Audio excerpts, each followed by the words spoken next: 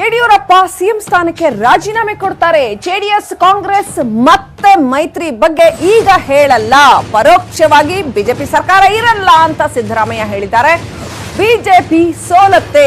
ಯಾಕೆ ಹೇಳ್ತಾ ಇದ್ದಾರೆ ಸಿದ್ದರಾಮಯ್ಯ? ಪದೇ ಪದೇ ಹೇಳ್ತಾ ಇದ್ದಾರೆ. ಯಡಿಯೂರಪ್ಪ ಸರ್ಕಾರ ಟರ್ಮ್ ಕಂಪ್ಲೀಟ್ ಮಾಡಲ್ಲ, ಯಡಿಯೂರಪ್ಪ ಸರ್ಕಾರ ಬಿದ್ದೋಗುತ್ತೆ ಅಂತ ಹೇಳ್ತಾ ಇದ್ದಾರೆ. ಇನ್ನು ಜೆಡಿಎಸ್ ಕಾಂಗ್ರೆಸ್ ಮೈತ್ರಿ ಬಗ್ಗೆ ಪ್ರಶ್ನೆ ಮಾಡಿದ್ರೆ ಅದ್ರ ಬಗ್ಗೆ ಈಗಲೇ ಹೇಳಲ್ಲ ಅಂತ ಹೇಳ್ತಾ ಇದ್ದಾರೆ. ಪರೋಕ್ಷವಾಗಿ ಬಿಜೆಪಿ ಸರ್ಕಾರ ಇರಲ್ಲ ಅಂತ ಕಾಗವಾಡದಲ್ಲಿ ಹೇಳಿದ್ರು. ಇನ್ನು ಯಡಿಯೂರಪ್ಪ ರಾಜೀನಾಮೆ ಕೊಡ್ತಾರೆ ಅಂತ ಹೇಳ್ತಾ ಇದ್ದಾರೆ. ಇನ್ನು ದೇವೇಗೌಡರ ವಿಚಾರ ಕೇಳಿದ್ದಕ್ಕೆ ಸೈಲೆಂಟ್ ಆಗಿದ್ದಾರೆ ಸಿದ್ದರಾಮಯ್ಯ.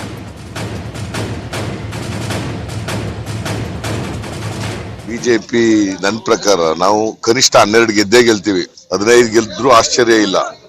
ನಾವು 12 ಗೆದ್ದ ಮೇಲೆ ಬಿಜೆಪಿ ಹೆಂಗ್ ಉಳ್ಕತ್ತದೆ ಅಧಿಕಾರದಲ್ಲಿ? ರಾಜೀನಾಮೆ ಕೊಡ್ಬೇಕು ಯಡಿಯೂರಪ್ಪ.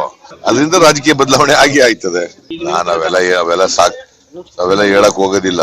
ಯಡಿಯೂರಪ್ಪ ರಾಜೀನಾಮೆ ಕೊಡ್ತಾರೆ, ಬಿಜೆಪಿ ಸೋಲ್ತದೆ, ಅಷ್ಟ್ ಮಾತ್ರ ಹೇಳ್ತೀವಿ. ಬಿಜೆಪಿ ನನ್ನ ಪ್ರಕಾರ ನಾವು ಕನಿಷ್ಠ 12 ಗೆದ್ದೇ ಗೆಲ್ತೀವಿ. 15 ಗೆದ್ರು ಆಶ್ಚರ್ಯ ಇಲ್ಲ.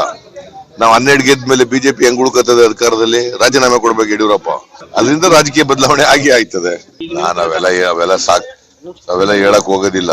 ಯಡಿಯೂರಪ್ಪ ರಾಜೀನಾಮೆ ಕೊಡ್ತಾರೆ, ಬಿಜೆಪಿ ಸೋಲ್ತದೆ, ಅಷ್ಟ್ ಮಾತ್ರ ಹೇಳ್ತೀವಿ. ಒಂದು ವೇಳೆ 6ಕ್ಕೆ 7ಕ್ಕೆ ಸೀಮಿತ ಆದ್ರೆ ಸಿದ್ದರಾಮಯ್ಯನವರು ಈ ಮಾತನ್ನ ವಾಪಸ್ ತಗೊಳ್ತಾರಾ? ಕನಿಷ್ಠ 12 ಗೆದ್ದೇ ಗೆಲ್ತೀವಿ ಅಂತ ಸಹಜವಾಗಿ ಎರಡೂ ಪಾಳೆಯದವರು ಅದೇ ಮಾತನ್ನ ಹೇಳ್ತಾ ಇದ್ದಾರೆ. 15ಕ್ಕೆ 15 ನಾವೇ ಗೆಲ್ತೀವಿ ಅಂತ ಹೇಳ್ತಾ ಇದ್ದಾರೆ. ಆದ್ರೆ ಹೆಚ್ಚು ಕಡಿಮೆಗಳಾದ್ರೆ ಅಂಕಿ ಸಂಖ್ಯೆಗಳು ನಿಜ. ಇದು ಮುಂದಿನ ಸರ್ಕಾರದ ಮೇಲೆ ಖಂಡಿತವಾಗ್ಲೂ, ಈ ಸರ್ಕಾರದ ಮುಂದಿನ ದಿನಗಳ ಮೇಲೆ ಖಂಡಿತವಾಗ್ಲೂ ಪರಿಣಾಮ ಬೀರುತ್ತೆ. ಹಾಗಾಗಿ ರಾಜಕೀಯ ಪಲ್ಲಟಗಳಾಗತ್ತೆ ಅನ್ನೋ ಸಿದ್ದರಾಮಯ್ಯನವರ ಭವಿಷ್ಯ ಎಷ್ಟರ ಮಟ್ಟಿಗೆ ನಿಜ ಆಗತ್ತೆ ಕಾದು ನೋಡ್ಬೇಕಾಗಿದೆ.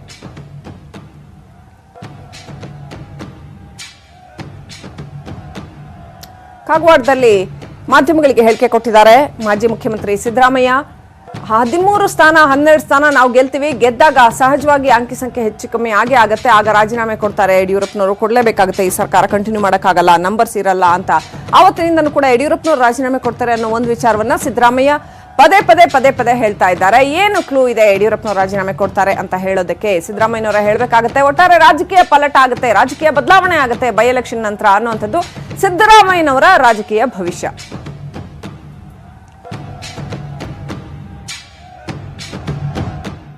ಹೀಗೆ ಖರ್ಗೆ ಪರಮೇಶ್ವರ್ ಕೋರ್ಟ್ಗೆ ನನ್ನ ಪರಮೇಶ್ವರ್ ಸೋಲಿಸಿಲ್ಲ ಅಂತ ಹೇಳ್ಬಿಡ್ಲಿ ನೋಡೋಣ.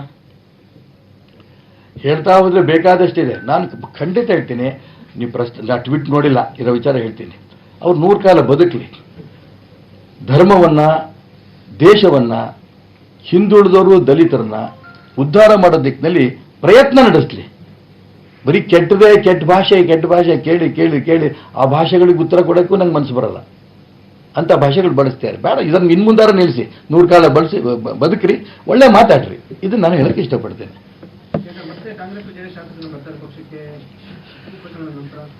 ಇಲ್ಲ, ಅದು ಬರಲಿಲ್ಲ ಅಂದ್ರೆ ನಿಮಗೇನು ಕೆಲಸ? ನೋಡೋಣ, ವೇಟ್ ಮಾಡಿ.